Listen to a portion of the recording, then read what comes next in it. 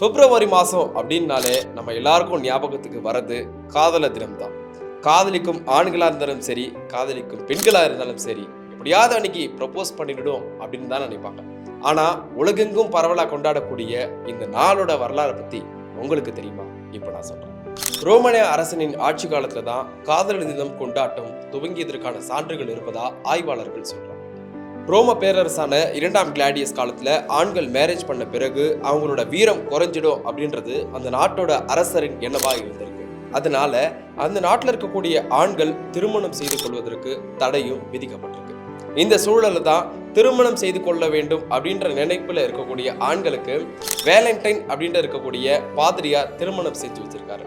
இந்த விஷயம் மன்னனுக்கு தெரிய வந்த போது பாதிரியார் வேலண்டைனுக்கு பிப்ரவரி 14ஆம் தேதி அன்னைக்கு மரண தண்டனை அறிவிக்கப்பட்டு நிறைவேற்றப்படுது. அவரது நினைவாக தான் ஒவ்வொரு பிப்ரவரி 14ஆம் தேதியும் காதலர் தினம் அப்படின்றது கொண்டாடப்படுவதா வரலாறுகள் சொல்லுது. வெறித்தனமா லவ் பண்ற உங்களோட ஃப்ரெண்ட்ஸ்க்கு இந்த வீடியோவை மறக்காம ஷேர் பண்ணுங்க.